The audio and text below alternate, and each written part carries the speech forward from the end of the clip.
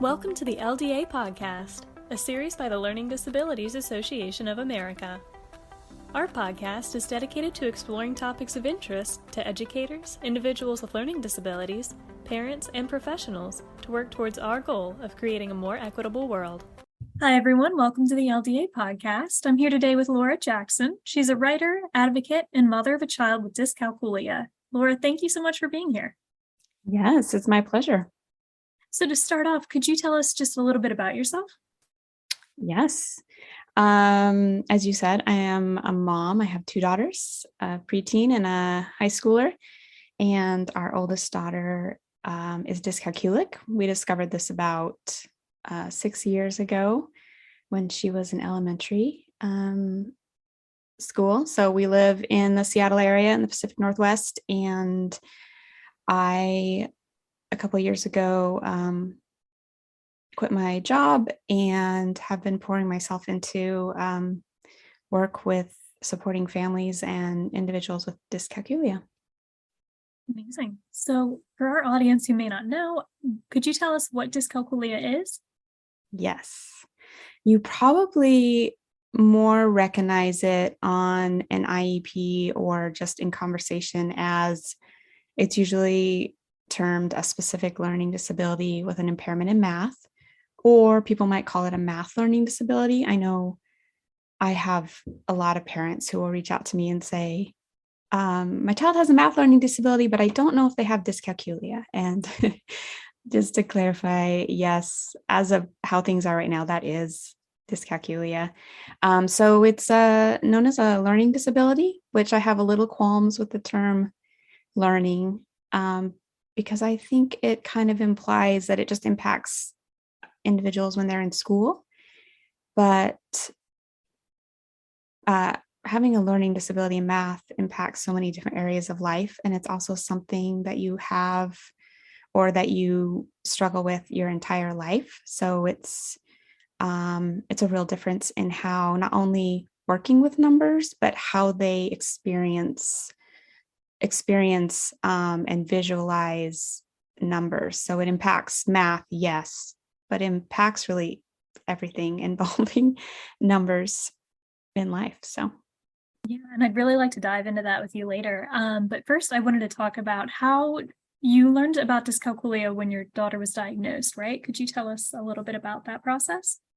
Yeah. So my daughter was in third grade and she was really struggling in math class. And I remember I had a conversation with an old friend who I actually just got done interviewing a couple hours ago. She had a math learning disability and she mentioned that to me. And I thought, what is a math learning disability? Like, I didn't know much about learning disabilities in general. And I had a lot of misconceptions about what a learning disability was. And so it wasn't on my radar. But after our lunch together, I looked up math learning disability on Google and found the understood.org website.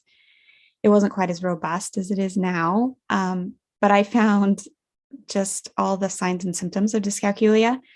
And I remember just being shocked, like, wow, this describes my daughter. And I hadn't really even pieced together all the different parts of math at that point that were difficult for her. What was standing out was that she, on the multiplication drill every Friday, she just could not get past the 1 times tables. And it seemed funny because she loved school.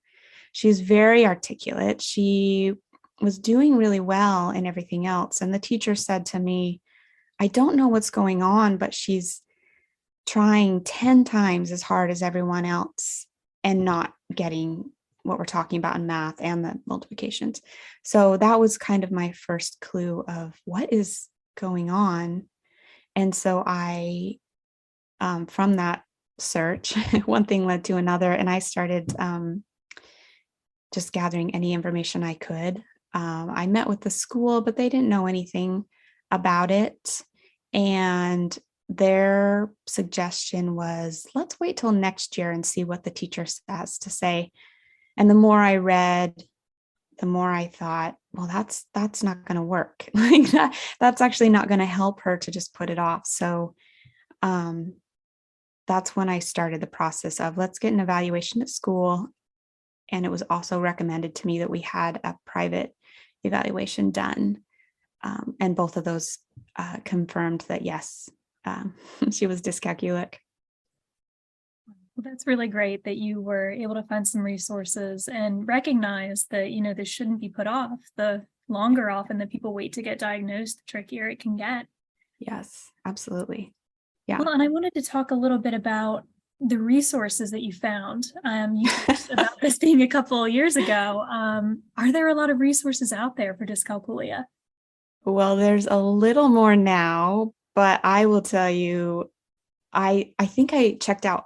We lived in Seattle at that point, so big city, extensive library system, and I checked out all the books on dyscalculia, and there was 2 of them. So I read those, and then it was really hard at that point. This was about 6 years ago. It was really hard to find information. Nobody at school knew anything about it.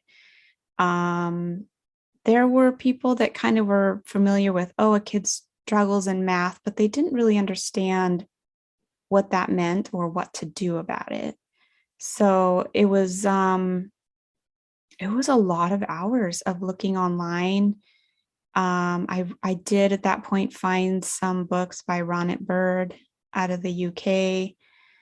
I remember it being very expensive because I started at that point ordering books off of Amazon, and they're like $40 books, $60 books, just not something readily available for people. So I started just reading everything I could and growing my own library because it wasn't available at the public library and no one that I knew knew much about it. So that was where it started, was basically growing my own library of books. Yeah, wow. No, there really isn't as much out there. I mean, especially if you look at resources for dyslexia, you're going to find so much more than, dyscalculia. So that's just huge that all the different outlets you had to go through to get just a couple of resources. Yes. I found a couple of YouTube videos. There's a TEDx talk in Denmark with Line Rothman, which you probably know about. And I'm trying to think. I think there might have been another one, but I wasn't finding as much. Looking back, I did later find some early work of my favorite dyscalculia expert, who is Brian Butterworth in the UK. He's a professor at the University College London. And I have since now found some videos from that were available back then, but for some reason they just weren't coming up when I was looking. So, right. Yeah. So what are some common signs of dyscalculia? I know that you mentioned with your daughter in particular, the teacher even noticed that she was trying 10 times harder and it just wasn't clicking for her. So what are some signs that parents can look out for? Yeah. So that struggle or inability, like we mentioned, of not being able to learn the times tables. Also with that, she struggled with, we would have tears over flashcards, working on simple addition and subtraction. She was able to do addition by counting up, but just couldn't make the connection with subtraction and didn't understand the concept and couldn't imagine something being, quote, taken away or minused. So those were some of the signs. Now looking back, I can see that there were signs as early as kindergarten, a real lack of interest in working with numbers. And she would spout off these number sequences that sound fun, sound kind of playful, and they were off, like missing numbers. Not able to count backwards reliably. She could do, sections, but if you had to cross a decade line, so like 21, 20, 19, like couldn't do that. First and second grade, she started, the teachers said, I think she could use some extra pull-out help. So she had 2 years, actually in second and third grade, of small group extra instruction and still wasn't making progress. So extra help and still not tracking. She really struggled with not being able to read an analog clock. She can now. She's 15. But for years, and I thought it was just, I remember yelling at her one day, doesn't the school teach you how to read a clock? I had my own problems and just didn't know what was going on. So, and then not only reading a clock, but then being able to calculate the time. So if I say we're going to eat in 20 minutes, she wouldn't know what that looked like or what time that would be, and vice versa. Some other signs are like, so one big sign that I did not recognize early on, but is a real clear likelihood of being dyscalculic, is the inability to subotize. So I didn't know that when she looked at a dice that she couldn't automatically see there was 3 or 4 or 5 dots on it. So she was in her mind counting each one. And that's why it took her a little while with dice when we play games to say, oh, that's 5. And I didn't realize that. And she was terrible at Connect 4, the game where you drop the coins in, because she could not see that she was getting close to 4. She didn't know she's just dropping in things until it filled up. So that was a sign that I learned later, but I know other parents don't usually notice that. Like I had a mom in my workshop, she said, oh, my son told me that when he's setting the table, he doesn't just look over and see that there's 4 glasses on the table. He actually counts 1, 2, 3, 4. And she had no idea that was going. So my daughter counted on her fingers. And I know there's people like to debate whether that's okay or not, but I think what I've learned is when that's the only method available, that can be a sign of dyscalculia. Not that you count your fingers, we all do that, but when that's the only way they can add something up, it can be a sign. Struggles with left and right, and I know that can happen with dyslexia too, but no sign or no sense of like direction. And oh man, it's just everything related to numbers. Like you think about the addresses on the street and how you know you're getting closer to your house because the numbers, well, those numbers are so random to her. They're just out of nowhere, and she can't remember the sequence of the numbers. So telephone numbers, remembering dates are very confusing. I could really probably talk for an hour on on that, but that just gives you a few. Yeah, definitely. Well, and if you wouldn't mind expanding too, it doesn't just impact a math class. Like you said, there's some real world examples. Can it impact other subjects? Can it impact, what are some other things that it can also impact other than just math? Yeah. So measurements. So my daughter has always struggled being in the kitchen. We use some tools, some visual measuring spoons and cups now from Welcome Industries. And they like give her a picture of what the item is instead of the fraction. But anything to do with measuring amounts or estimating. I share a story in my book of calling out across the house like a year ago saying, hey, how many chicken nuggets do you want for dinner? And she had to come into the kitchen because she doesn't know that she eats about 8 to 10. Like she had to see the actual pile and said, oh, about that much, because she didn't know, she didn't have a number attached to that amount. Her other classes, we have to notify all her teachers. So in social studies, so much of that is around numbers. And like, she doesn't have a sense of like, when is 1751? Like she doesn't have, oh, yeah, that's, this is hundreds of years ago, or that was a few years ago, or this is when my grandparents were alive. Like she has no sense. And it's also hard for her to remember numbers when they don't have a context. So I looked at her social studies quiz recently, and this was in middle school. And half the questions were, what year was this built? How long is this river?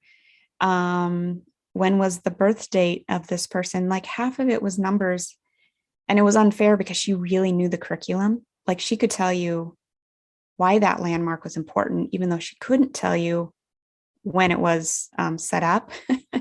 So that's some things in social studies, is that sense of time, of dates.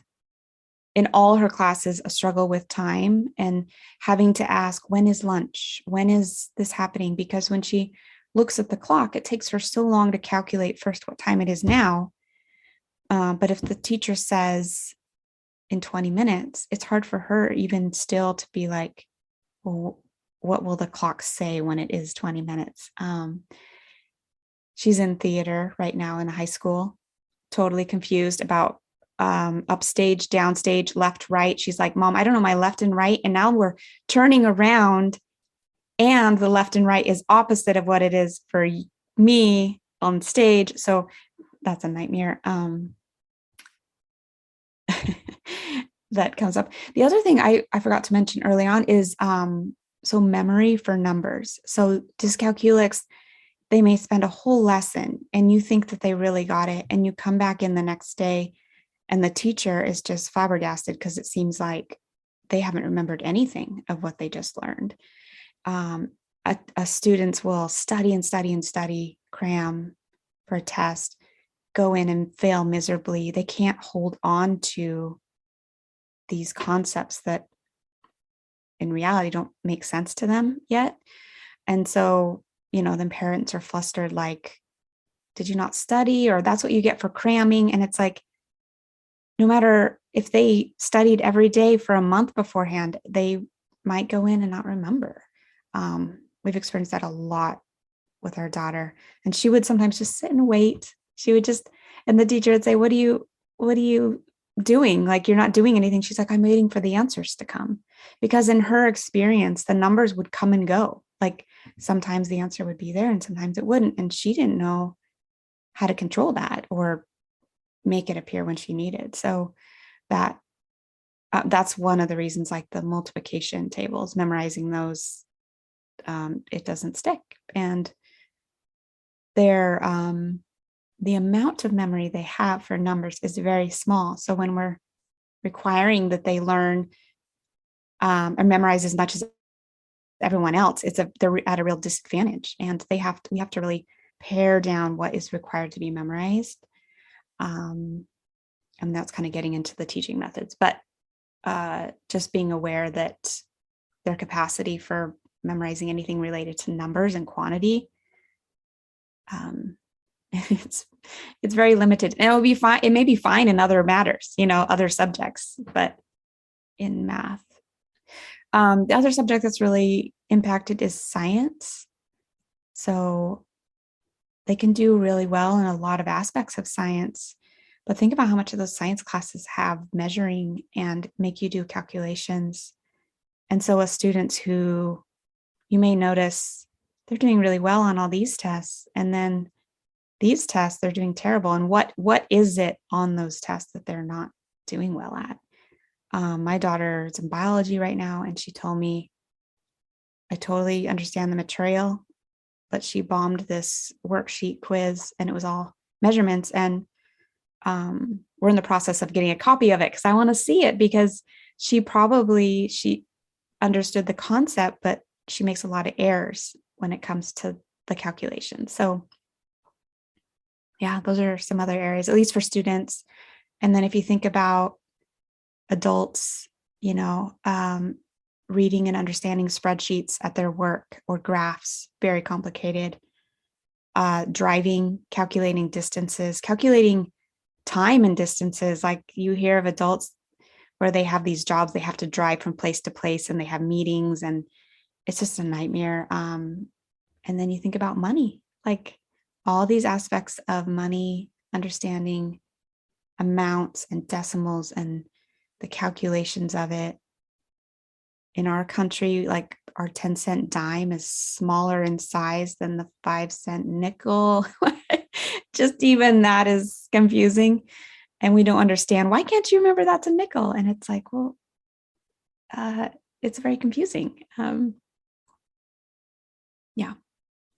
Well, that was great because, a lot of people just assume, oh, it's just math calculation, but, it really impacts anywhere that there's numbers, which is probably more places than we realize in our day to day. So, yeah.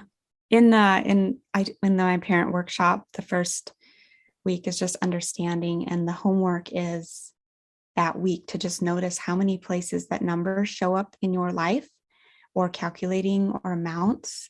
And it's just so fun hearing all the stories. They come back not even realizing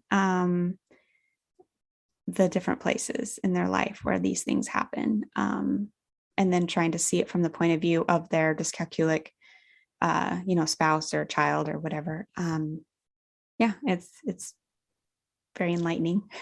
I bet. Yeah, that's huge.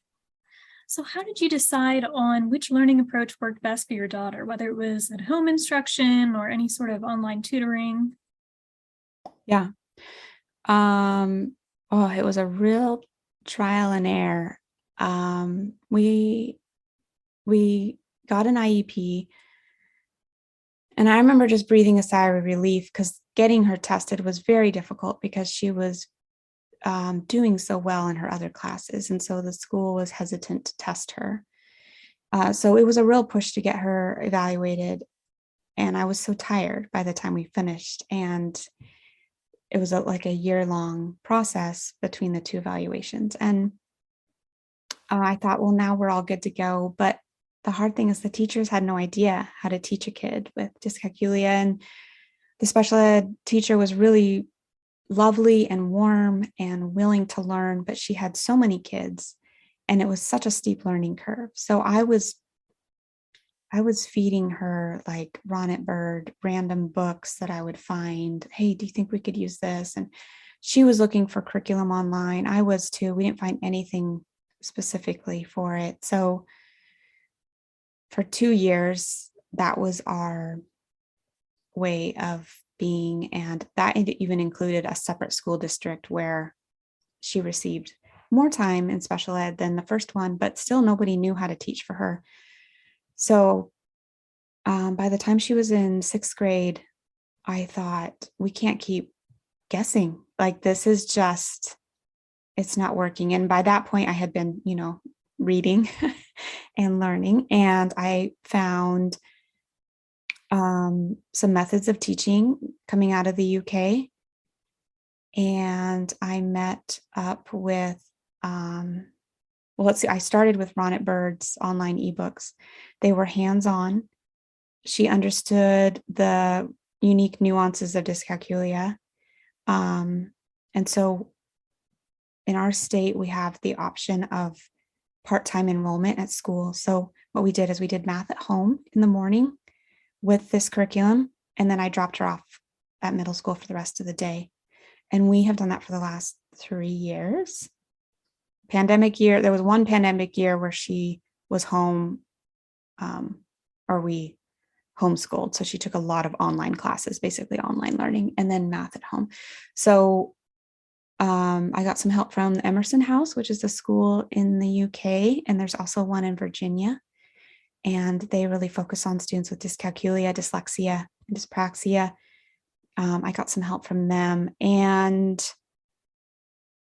the methods were, I want to say there's a method to the madness. There's actual ways to think about learning for dyscalculics when you understand what is the unique challenges and what are those gaps that they have that most students don't have. So I think about her learning like a structure, and there's like pieces of bricks missing and mortar missing, and we have to go back and start at the foundational level and fill in those gaps. And so that's what we've been doing.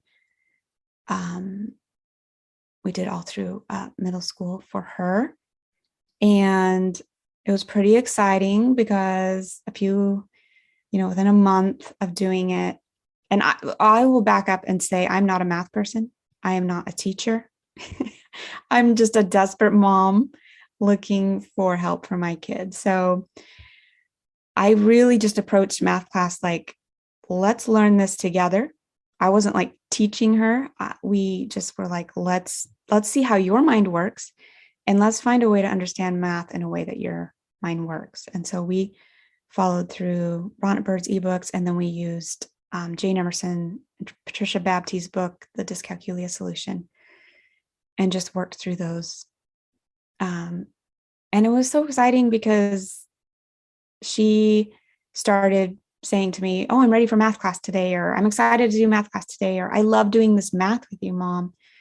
And she was also having these breakthroughs where these mathematical concepts that never meant anything to her were suddenly making sense. I remember one day we were building numbers. So one thing, for the main thing with dyscalculics is not having a sense of number, not having a grasp on what makes a number, and how, as Professor Butterworth would say, they don't understand numbers as sets. So teaching to, and it seems so basic. If you're not dyscalculic, you're like, well, of course. But when you're dyscalculic, it's confusing. It doesn't make sense. So we were building the numbers with these different tools, Cuisenaire rods and dot patterns. And she got stuck. She built 1 through 10. And then she was like, how am I going to build, 11, 12, 13, 14, 15? And I just was quiet, and she sat there for a minute, and she's like, oh, there is a 10 in each of these numbers plus an additional number. And she's 12, and she is just realizing this fact that we all kind of take for granted, but she had to experience it hands-on to see what that meant. Because one of the things that dyscalculics is they don't understand the idea of numbers as sets and then other sets inside those sets, so that numbers are made of other numbers, basically. So we had a really great, I would say, experience learning together. And we would get help from different places, but it's really, you have to be okay with them forgetting and redoing it and being like, that's okay. Hands-on, not requiring much memorization, if at all, and learning through games and experiences and not drills, quizzing, worksheets. So that's what we have found to be most successful. And it's really coming out of a small group out of the UK. The people I follow are Brian Butterworth and the late Dorian Yeo, Jane Emerson, Patricia Babty, Steve Chin, Ronit Bird. They actually all know each other. So it's kind of funny, but those are the people I follow, and that I have found materials that really understand the dyscalculic mind and how to help them gain that sense of number. It's really great. So how can parents advocate for their child with dyscalculia? I mean, you just advocated every step of the way. It was, yes, we need an evaluation this year. This is what dyscalculia is. It was almost a combination of educating and advocating at the same time. Yes, so lots of work. How do you recommend that parents can even start that process? It seems really intimidating. Yeah, I think it is. I feel like, being in just this field of learning disabilities and differences, like so many parents do find themselves in that role, even though they don't want that role. I didn't want that role. I'm not a controversial type of person. Like I don't like to rock the boat. And now I've had to become very comfortable with rocking all kinds of boats and, irritating people for my child. And so it is hard. It's not fun. I think finding community and others who are doing the same. So that's some about what I am doing now, is trying to build community. But I remember, when I first started out, I remember looking around and just being like, doesn't anyone know anything? And I don't even know how to navigate the school system, And so a friend said, oh, I think you should call this person. And I texted this mom out of nowhere who had a daughter with dyslexia, and she had navigated the school system. So they were just really awkward text. Hi, my name's Laura and I need help. And she was great because she helped me figure out how to navigate the school system. And she didn't know about dyscalculia, but she knew how to get evaluated and how to get that process going. And, we, several years ago, we couldn't afford tutoring, and there was some tutoring offered out of the Emerson House. And so we just had to kind of think creatively. I talked with them. Rob Jennings is there, and he's with the Dyscalculia Network. And we kind of worked out, okay, well, could you tutor me so that I can teach my daughter? So we did that, and just kind of trying to think outside the box of ways, how could I get that help? Because I needed help. And then to help navigate the school system. I would say I'm not necessarily the best. I mean, I tried for 2 years in the school, couldn't get what we needed, and I jumped ship because I'm just like, I don't have time for this. But we're back in the school system now, and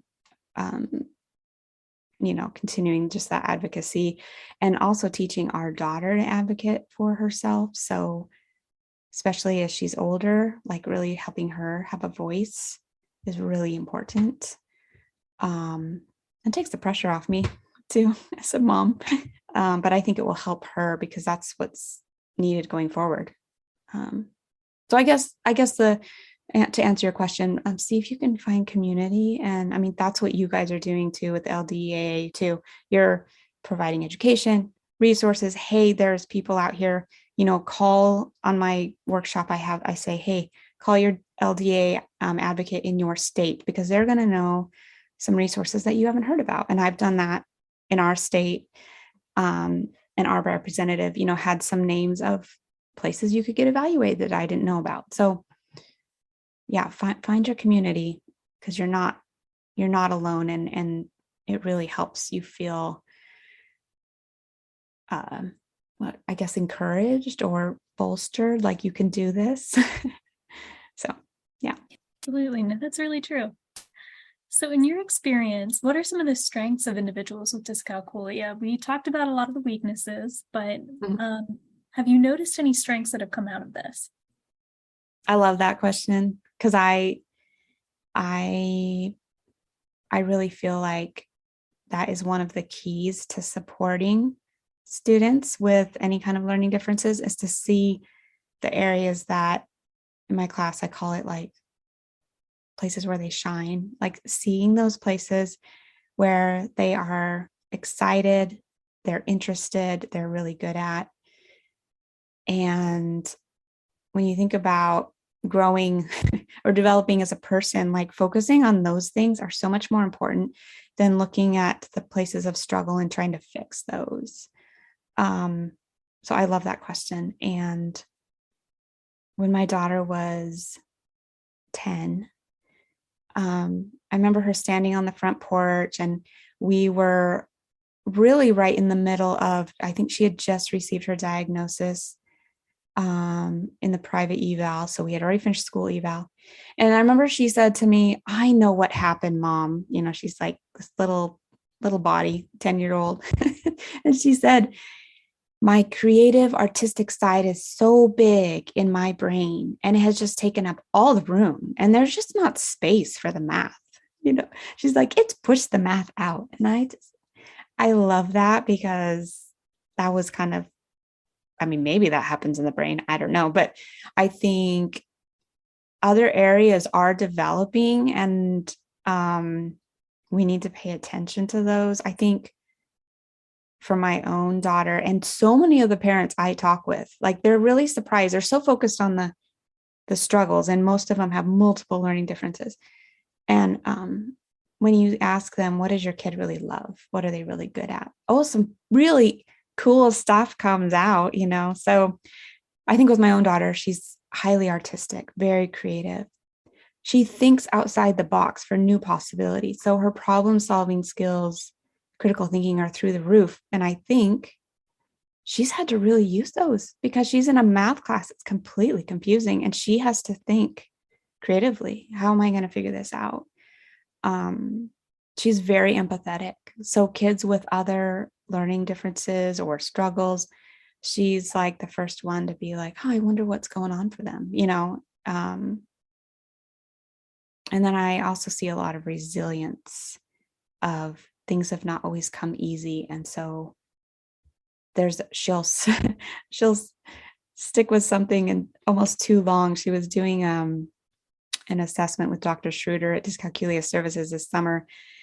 And she took 4 times as long as the assessment was. And then we realized when she saw the problem, instead of just looking at it and quickly being like, oh, that's beyond my level, I should move on, that was the instructions from Dr. Schroeder. She looked at that and she was like, I'm going to figure this out. And she was going to figure that. So there's a real, can be a real resilience there, which is awesome. In this case, we didn't want her to be so resilient, but just in general, yeah, there's always those things to look for in your kid. And I think noticing those, I talk about in my workshop, those, when you can notice those actually lower their anxiety about who they are and how they're doing. And then they can actually handle things like the difficult math better when they're, lifted up in these other areas. So I love that question. Yeah, no, that's great to think about. So what advice do you have for other parents who have a child with dyscalculia? You've given us a lot with education and advocacy, but do you have any other general advice? Yeah, I think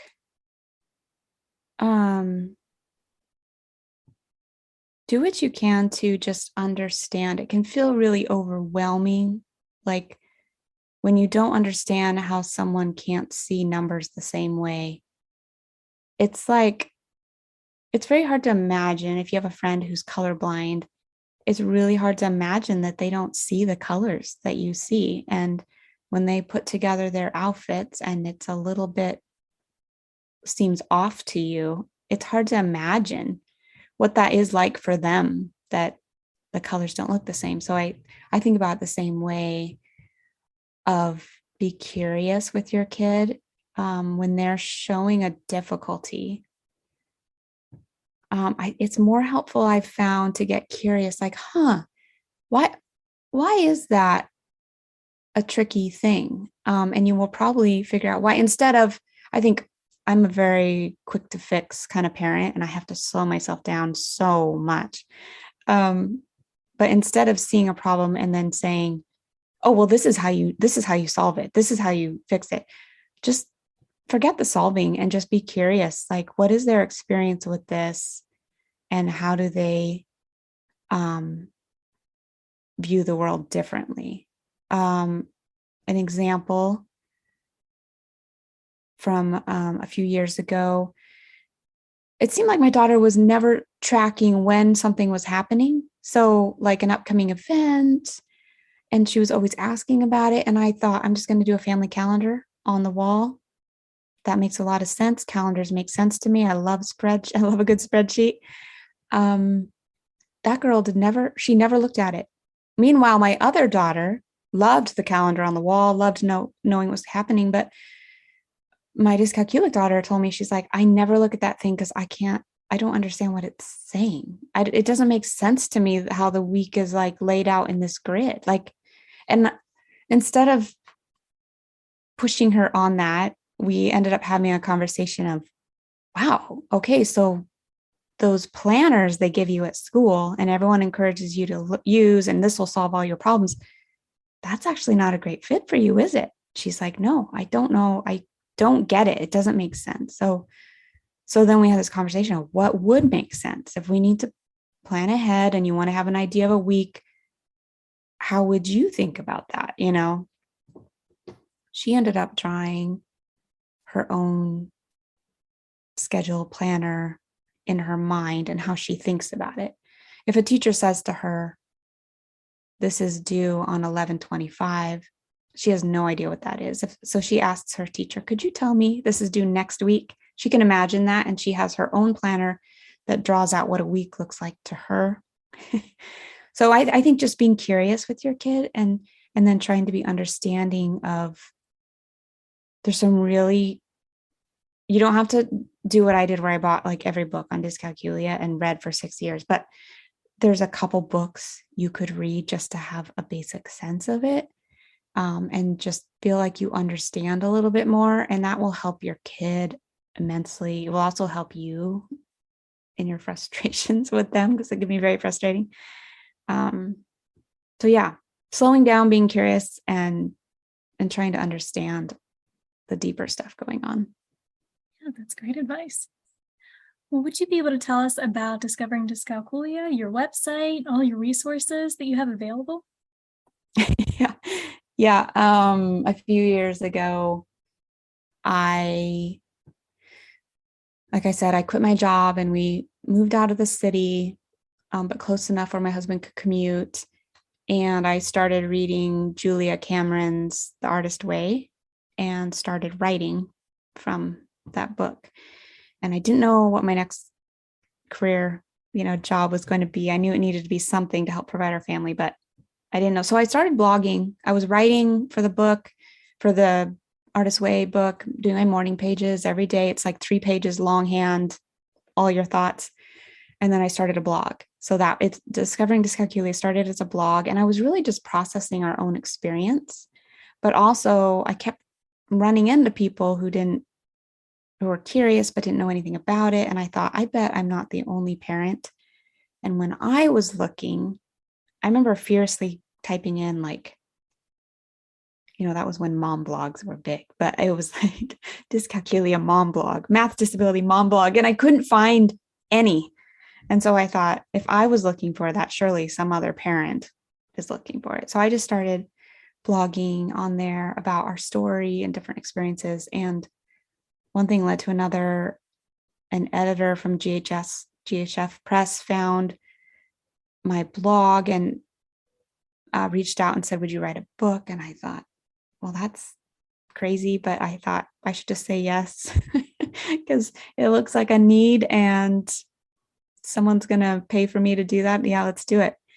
And so that was a really good experience of just kind of putting it all into a story, really, like our experience. And so then from that, came like I'd find a new resource. So then I would share it on there, or people were asking like, what book should I read? So I'm like, oh, I'll put together a book list. And then last year I started teaching workshops for parents on Zoom, just parents who were like, I need help. So that's how it started. First a blog, and then now just more. And then I started having teachers reach out to me. And then I started having dyscalculic adults saying, where's the stuff for us? So it's kind of a community. I send out, it was weekly email, just educating on dyscalculia. And I've just pulled back to monthly because I have some other things in the works, but it's a very interactive group. They always reply with their own stories. I love getting stories from people. Really, every week I'll have a new story from someone somewhere in the world about their story. And so many of them say, I thought we were the only ones, or I don't know anybody else. So the real goal would be just raising that awareness, I mean, if it's 5% of the population or possibly up to 8, that's a lot of people that need to know that others are out there. So. Absolutely. Well, and like you said, not everybody's available to do that 6 years of research, and ordering those books was expensive. So, right. It's great that you've compiled all these resources that you didn't have. Yeah. Yeah. Kind of, I think I wrote that in the cover of the book of, this is the book that I wanted to find and that wasn't available. So I wrote what I wanted. But, yeah.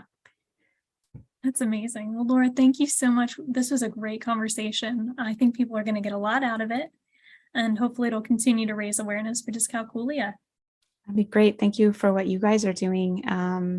You guys have been putting out a lot of great talks and webinars, and it's just, all the hardships of things and how there hasn't been much information. I have started saying, when someone is looking for information, I'll be like, we haven't found that yet. It's always yet, because it is growing and there is such a growing interest. And so many people are discovering that there's a reason that they've struggled with math and numbers. And so I feel really excited and hopeful about the future for this field. And so, yeah. So thank you guys for what you're doing as well.